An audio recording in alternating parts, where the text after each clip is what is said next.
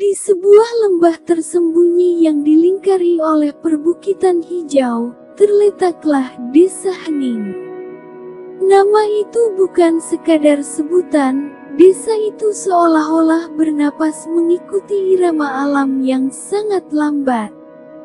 Di sana, waktu terasa seperti madu yang menetes dari sendok kayu, kental, manis, dan tidak terburu-buru. Setiap sore, langit di atas Desa Hening akan berubah menjadi kanvas berwarna jingga pupus, ungu muda, dan emas. Angin pegunungan yang sejuk bertiup rendah, membelai pucuk-pucuk pohon gandum yang merunduk, menciptakan suara kresek-kresek yang lembut seperti bisikan. Kehidupan di Desa Hening. Rumah-rumah di desa ini terbuat dari kayu pinus tua yang aromanya menenangkan, campuran antara bau tanah basah dan damar kering. Di setiap beranda, terdapat kursi goyang yang berderit pelan seirama dengan detak jam dinding di dalam rumah. Para penduduk Desa Hening adalah orang-orang yang merasa telah menemukan segalanya. Mereka berkata, "Mengapa harus mendaki jika di sini sudah teduh? Mengapa harus mencari yang jauh jika yang dekat sudah menghangatkan?" Namun, di salah satu rumah kecil di ujung desa, ada sebuah jendela yang selalu terbuka sedikit lebih lama daripada yang lain. Itu adalah jendela kamar Elara. Sosok Elara dan rasa ingin tahunya. Elara adalah seorang gadis dengan mata yang selalu tampak seperti sedang memikirkan rahasia besar. Saat teman-temannya sibuk memetik bunga di pinggir sungai, Elara sering terlihat duduk diam di bawah pohon ek besar, memandangi gunung kabut yang berdiri angkuh di ufuk utara. Gunung itu tampak seperti raksasa yang tertidur, diselimuti oleh selimut awan putih yang tebal dan tidak pernah tersingkap. Bagi orang desa, gunung kabut adalah tembok akhir dunia. Bagi Elara, itu adalah sebuah undangan. Ia sering menghabiskan waktu berjam-jam memperhatikan bagaimana awan-awan itu bergerak. Kadang ia membayangkan, apakah di balik kabut itu ada padang rumput yang warnanya berbeda? Apakah suara burung di sana lebih merdu dari kicauan burung pipit di desanya? Apakah benar jalan ke sana sudah tertutup, ataukah orang-orang hanya berhenti mencari? Lentera tua sang kakek. Satu-satunya benda yang membuat Elara merasa terhubung dengan gunung itu adalah sebuah lentera tembaga tua milik kakeknya. Lentera itu sudah kusam, namun kacanya masih bening. Kakeknya dulu pernah berpesan, "Elara, cahaya sekecil apapun akan terlihat sangat terang jika kau membawanya ke tempat yang paling gelap. Jangan takut pada kabut, takutlah jika apimu padam sebelum melangkah." Malam itu, sebelum ia memutuskan untuk berangkat, Elara duduk di tepi tempat tidurnya. Ia merapikan ransel kanvasnya dengan gerakan yang sangat pelan. Ia memasukkan satu potong roti gandum yang masih hangat. Sebuah peta tua yang garis-garisnya sudah memudar. Dan tentu saja, lentera tembaga itu. Ia bisa mendengar suara jangkrik di luar jendelanya, menciptakan simfoni malam yang teratur. Elara menarik napas panjang, menghirup udara malam yang dingin dan bersih. Ada rasa takut yang menggelitik di dadanya, tapi rasa penasaran dan keyakinannya jauh lebih besar. Ia berbisik pada dirinya sendiri, seolah-olah mantra untuk membantunya tertidur, Besok, satu langkah pertama. Jika jalan itu tidak ada, maka aku akan menjadi orang yang menciptakannya. Fajar baru saja menyapa desa hening dengan warna biru pucat saat Elara menutup pintu rumahnya dengan sangat pelan. Suara kunci yang berputar terdengar seperti denting logam yang lembut di tengah kesunyian. Embun pagi masih memeluk dedaunan, membuat jalanan setapak tampak berkilau seperti ditaburi berlian halus. Elara mulai berjalan. Langkah kakinya di atas tanah yang lembab menghasilkan suara puk-puk yang berirama, sebuah ketukan stabil yang menenangkan detak jantungnya. Meninggalkan zona nyaman. Awalnya, perjalanan itu terasa seperti mimpi yang indah. Ia melewati padang rumput di kaki gunung di mana bunga-bunga liar mulai membuka kelopaknya. Aroma nektar dan tanah segar memenuhi udara. Elara merasa kuat. Ia berpikir, ternyata mendaki tidak sesulit yang mereka ceritakan. Namun, alam memiliki caranya sendiri untuk menguji tekad. Menjelang tengah hari, padang rumput yang empuk berganti menjadi hutan pinus yang rapat. Sinar matahari kini hanya bisa masuk melalui celah-celah dahan, membentuk garis-garis cahaya yang menembus udara lembab. Jalan setapak yang tadinya lebar mulai menyempit, hingga akhirnya menghilang di antara semak belukar. Elara harus mulai menggunakan tangannya untuk menyibak dahan, dan setiap langkah kini membutuhkan usaha lebih. Rintangan yang melelahkan. Disinilah kesulitan mulai terasa nyata. Elara tiba di sebuah tanjakan yang curam, dipenuhi oleh akar-akar pohon raksasa yang menonjol keluar seperti urat-urat bumi. Akar-akar itu licin karena lumut hijau yang tebal. Langkah pertama, kaki Elara terpeleset. Ia jatuh bertumpu pada lututnya. Langkah kedua, ranselnya terasa semakin berat, seolah-olah gravitasi gunung itu menariknya untuk kembali turun. Langkah ketiga, napasnya mulai pendek-pendek. Ia berhenti sejenak, bersandar pada sebuah batang pohon yang besar dan dingin. Ia bisa mendengar detak jantungnya sendiri di telinganya, duk-duk, duk-duk. Di kejauhan, suara burung elang memekik, mengingatkannya betapa kecilnya ia di tengah gunung yang luas ini. Godaan untuk berhenti. Elara melihat ke belakang. Dari ketinggian ini, desa hening tampak seperti kumpulan kotak mainan kecil yang sangat damai. Ia bisa membayangkan aroma sup hangat yang sedang dimasak tetangganya. Pikiran untuk menyerah mulai membisik, turunlah sekarang, kau masih bisa sampai di rumah sebelum gelap. Tidur di kasur yang empuk jauh lebih baik daripada di sini. Ia menatap telapak tangannya yang sedikit kotor terkena tanah. Namun, saat ia hendak berbalik, ia menyentuh permukaan lentera tembaga di samping tasnya. Logamnya terasa dingin namun kokoh. Ia teringat kata-kata kakeknya, jalan itu tidak selalu terlihat oleh mata, tapi dirasakan oleh kaki yang terus melangkah. Menemukan ritme baru, Elara tidak berbalik. Alih-alih memaksakan diri untuk berlari, ia memutuskan untuk mengubah caranya berjalan. Ia tidak lagi melihat ke puncak gunung yang masih jauh tertutup kabut. Ia menundukkan pandangan, hanya fokus pada jarak 1 meter di depannya. Ia mulai melangkah lagi dengan sangat pelan. Kiri, ambil napas. Kanan, buang napas. Ia menyadari bahwa ketika ia tidak terburu-buru, ia mulai menyadari hal-hal kecil yang indah. Ia melihat koloni semut yang bekerja sama memindahkan sepotong kecil daun. Ia melihat bunga anggrek hutan kecil yang tumbuh di sela batu, bunga yang tidak akan pernah ia lihat jika ia menyerah di bawah tadi. Sore itu, meskipun kakinya pegal dan tubuhnya lelah, Elara merasakan kepuasan yang aneh. Ia telah melewati titik di mana biasanya orang-orang desa berbalik arah. Ia kini berada di wilayah yang tak bertuan, dan meskipun jalannya berat, ia tahu ia masih bergerak maju. Matahari mulai turun lebih rendah, membiarkan bayangan pepohonan memanjang seperti jari-jari raksasa yang menyentuh bumi. Elara tiba di sebuah tempat yang membuat jantungnya seolah berhenti berdetak sesaat. Di depannya, jalan setapak itu benar-benar habis. Bukan sekadar menyempit, tapi jalan itu terputus oleh sebuah dinding batu yang sangat tinggi dan kokoh.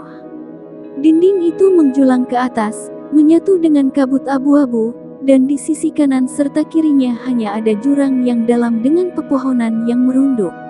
Saat kebuntuan datang, Elara meletakkan ranselnya dengan perlahan di atas tanah yang dingin.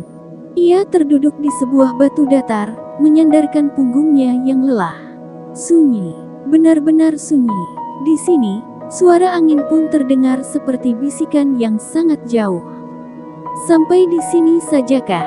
Bisiknya pada diri sendiri. Air mata kecil mulai menggenang di sudut matanya. Ia telah berjalan sejauh ini, melewati lelah dan rasa takut, hanya untuk bertemu dengan tembok mati. Ia memejamkan matanya, membiarkan tubuhnya beristirahat total.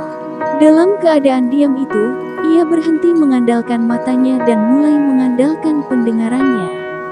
Mendengarkan suara alam. Di tengah kesunyian yang mencekam itu, telinga Elara menangkap sesuatu yang sangat halus. Ser, ser, ser. Awalnya ia mengira itu adalah suara angin yang melewati sela-sela daun. Namun, suara itu memiliki irama yang berbeda, lebih cair, lebih sejuk. Itu adalah suara air. Tapi dari mana asalnya? Di depannya hanya ada dinding batu yang bisu. Elara berdiri kembali. Ia tidak langsung berjalan, melainkan bergerak sangat pelan, mengikuti arah suara tersebut. Ia mendekatkan telinganya ke dinding batu yang dingin dan berlumut. Tetes, tetes. Suara itu semakin jelas di balik sebuah celah sempit yang tertutup oleh tanaman merambat dan akar gantung yang sangat lebat. Tanaman itu tumbuh begitu rapat sehingga dari jarak 2 meter pun, siapapun akan menyangka itu adalah bagian dari dinding batu yang solid. Menemukan celah tersembunyi. Dengan sisa tenaganya, Elara menyibak dedaunan hijau yang lembab itu. Di balik tirai hijau tersebut, ia menemukan sebuah keajaiban kecil, sebuah celah alami yang membentuk lorong sempit. Lorong itu gelap, namun udara yang berhembus dari dalamnya terasa sangat segar dan membawa aroma bunga hutan yang belum pernah ia kenal.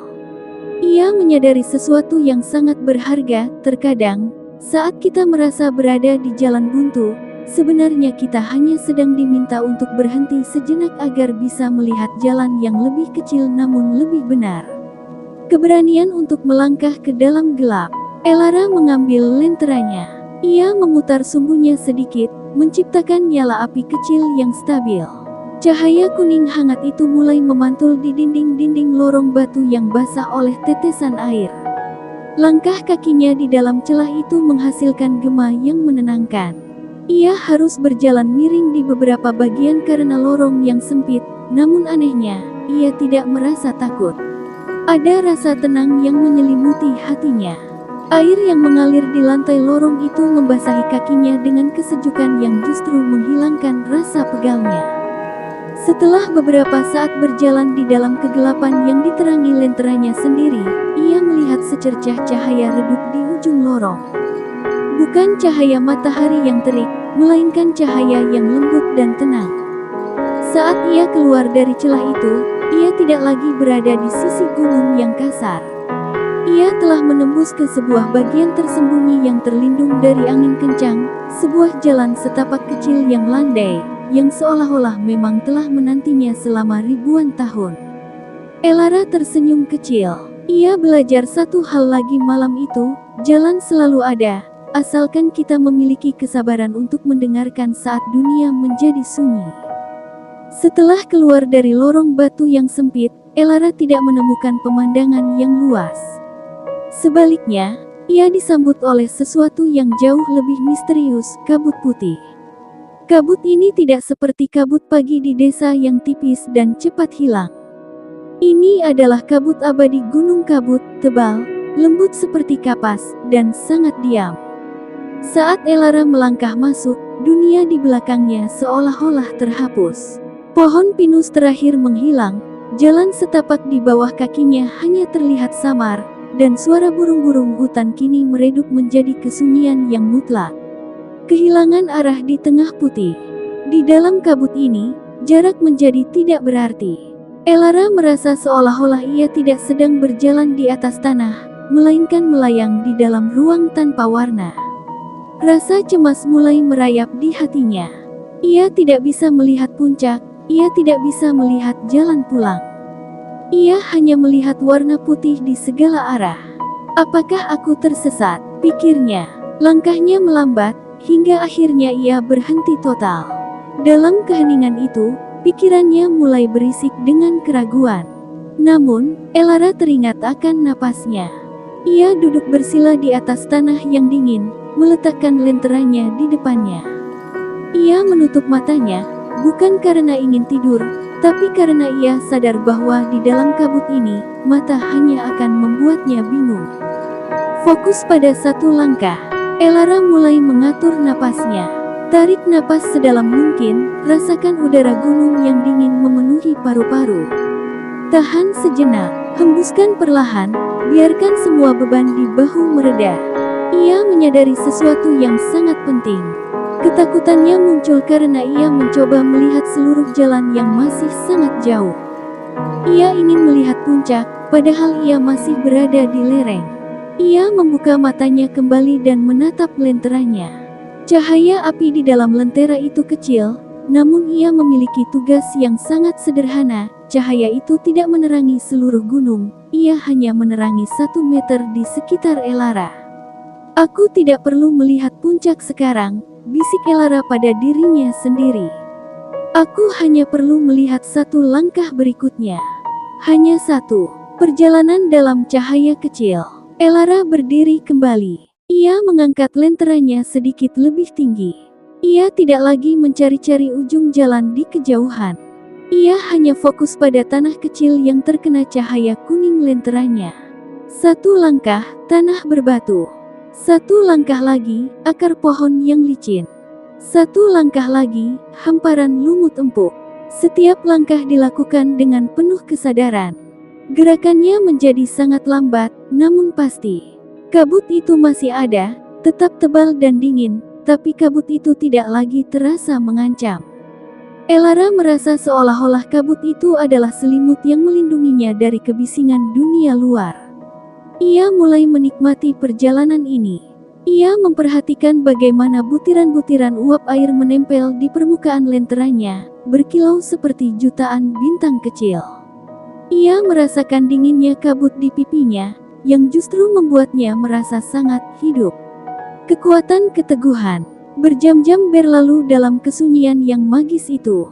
Elara tidak tahu sudah seberapa jauh ia berjalan, tapi ia merasa lebih tenang daripada sebelumnya. Ia belajar bahwa ketidakpastian tidak harus menjadi penghalang.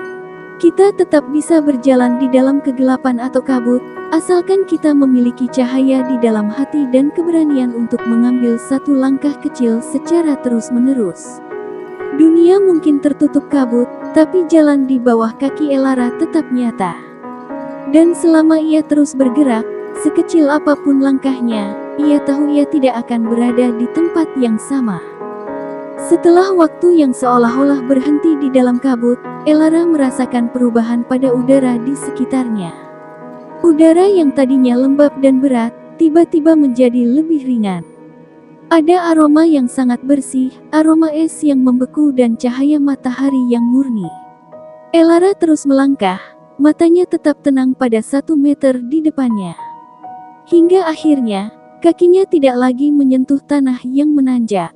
Permukaan di bawahnya kini terasa rata, luas, dan padat. Cahaya yang menembus tabir. Tiba-tiba, sebuah keajaiban terjadi. Dari atas sana, seberkas cahaya emas yang tajam menembus lapisan putih kabut, jatuh tepat di atas lentera tembaganya.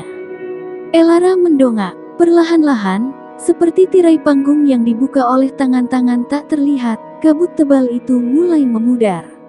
Awan-awan itu menyusut, turun ke bawah, dan bergulung-gulung menjauh dari posisinya berdiri. Elara menarik napas panjang, napas yang paling lega yang pernah ia rasakan seumur hidupnya. Di depannya, dunia terbuka lebar. Berdiri di atas dunia, Elara kini berdiri di puncak cahaya. Di bawah kakinya, kabut yang tadi membuatnya takut telah berubah menjadi samudera awan yang luas tak bertepi. Awan-awan itu tampak seperti tumpukan kapas putih yang sangat empuk, berkilau keemasan diterpa matahari yang hampir terbenam. Desa hening, hutan pinus, dan lorong batu yang ia lewati, semuanya kini tersembunyi jauh di bawah selimut putih itu. Di atas sini, langit berwarna biru indigo yang sangat dalam, begitu jernih hingga ia seolah bisa menyentuh bintang-bintang pertama yang mulai muncul. Di tengah puncak itu, terdapat sebuah mata air kecil yang tenang. Airnya keluar dari celah kristal, membentuk kolam bening yang memantulkan seluruh warna langit. Elara mendekat, berlutut di tepinya, dan membasuh wajahnya. Air itu tidak terasa dingin yang menusuk, melainkan sejuk yang memulihkan segala lelah di otot-ototnya. Pelajaran dari sang gunung. Saat ia duduk di tepi kolam itu, memandangi matahari yang perlahan tenggelam di cakrawala awan, sebuah kedamaian yang luar biasa menyelimuti hatinya. Ia menyadari sebuah kebenaran sederhana. Jalan itu selalu ada. Ia tidak pernah benar-benar hilang. Ia hanya menunggu seseorang yang cukup sabar untuk mencarinya di balik kesulitan, dan cukup berani untuk terus melangkah saat pemandangan menjadi gelap. Semua keraguan, rasa lelah, dan keinginan untuk menyerah di sepanjang jalan tadi kini terasa seperti mimpi yang jauh. Semuanya setimpal dengan keheningan dan keindahan yang ia temukan di puncak ini. Istirahat sang petualang. Malam mulai jatuh dengan lembut. Elara tidak lagi membutuhkan lenteranya, karena bulan purnama yang besar muncul dari balik cakrawala, menyinari seluruh puncak dengan warna perak yang lembut. Ia merebahkan tubuhnya di atas hamparan lumut yang terasa selembut beludru. Ia memandangi bintang-bintang yang berkedip dengan ritme yang lambat, terang, redup, terang, redup. Napas Elara menjadi sangat teratur. Setiap kali ia membuang napas, ia merasakan tubuhnya semakin ringan, semakin menyatu dengan ketenangan gunung ini. Ia tahu, esok hari ia akan pulang membawa cerita baru untuk desanya. Ia akan memberitahu mereka bahwa di balik kabut, ada dunia yang sangat indah bagi mereka yang tidak menyerah. Namun untuk saat ini, Elara hanya ingin memejamkan mata. Ia membiarkan suara angin gunung yang lembut menjadi lagu Nina Bobo baginya. Di dalam tidurnya yang lelap, ia tersenyum, karena ia tahu, pasti ada jalan. Sekarang, biarkan tubuh Anda rileks sepenuhnya seperti Elara yang sedang berbaring di atas puncak gunung yang tenang. Bayangkan cahaya bulan perak itu menyelimuti Anda. Selamat tidur. Apakah ada bagian dari perjalanan ini yang ingin Anda simpan dalam mimpi Anda malam ini?